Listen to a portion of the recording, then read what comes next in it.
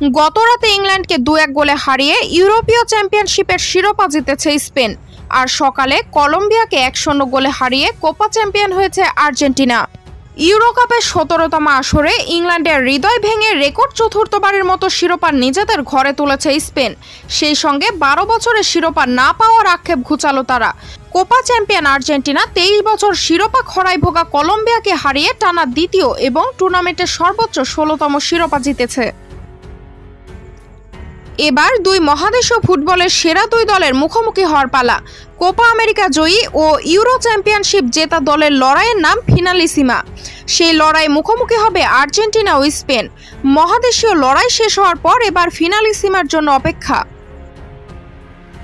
CONMEBOL ও UEFA ইতিমধ্যে এটা আয়োজনে সবুজ সংকেত প্রদান করেছে, তবে কবে আয়োজন করা হবে এই ম্যাচ সেটা নিয়ে নির্দিষ্ট তারিখ চূড়ান্ত হয়নি। ধারণা করা হচ্ছে 2025 সালের মাঝামাঝি সময়ে হবে ফিনালিসিমার তৃতীয় আসর। 2025 সালের 15 জুন থেকে 13 জুলাই পর্যন্ত আয়োজিত হবে ফিফা ক্লাব বিশ্বকাপ। এই টুর্নামেন্টের আগে বা পরে আয়োজিত হবে ফিনালিসিমা। ফিনালিসিমার গত আসর আয়োজন করেছিল ওয়েম্বলি, যেখানে কোপা চ্যাম্পিয়ন আর্জেন্টিনা 3-0 গোলে হারায় ইউরো চ্যাম্পিয়ন ইতালিকে। তবে ফিনালিসিমা কোনো মেজর ট্রফি নয়, ফিফার দৃষ্টিতে তা অন্য 10টা সাধারণ প্রীতি ম্যাচের মতোই।